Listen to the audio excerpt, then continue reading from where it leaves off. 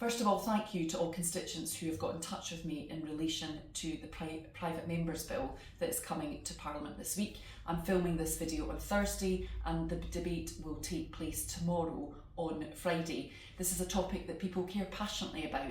It's a topic that I've received correspondence on ever since I became an MP in 2019.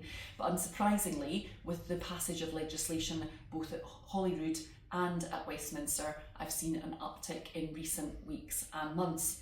And indeed, the fact that there is legislation at Holyrood that will have the most direct impact on people's lives in North East Fife is one of the reasons why I've thought carefully about whether it's right for me to participate in tomorrow's debate and any voting that follows on from it.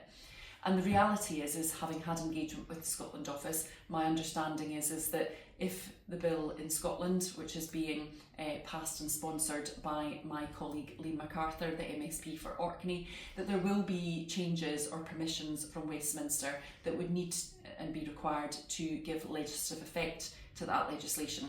So as a result of that, Westminster does, in my view, have a locus in relation to assisted dying in Scotland, and therefore that's the reason why I am going to take part in tomorrow's debate and voting.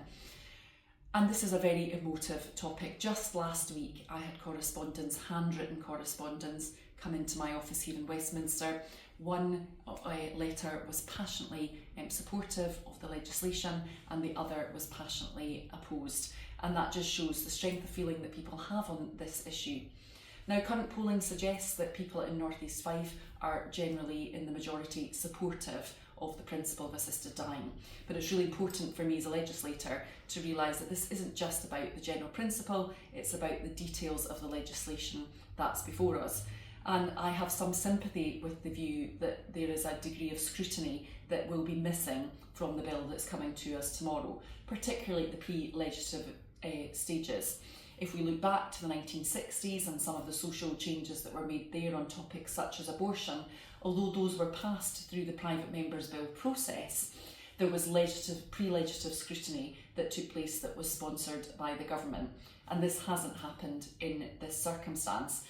But the reality is we have a bill tomorrow that needs to be considered by the House and needs to be subject to as much scrutiny as possible. And that's the kind of thing that I've been looking at in relation to the decision that I'm taking in relation to my voting position this week.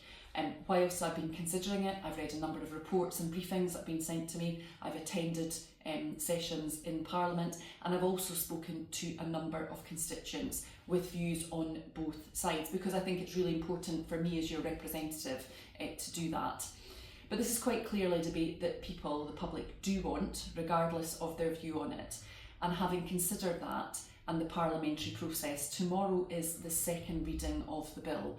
There is further scrutiny if the bill were to be successful at that stage that then takes place before it would return to the House for a third reading and a final decision.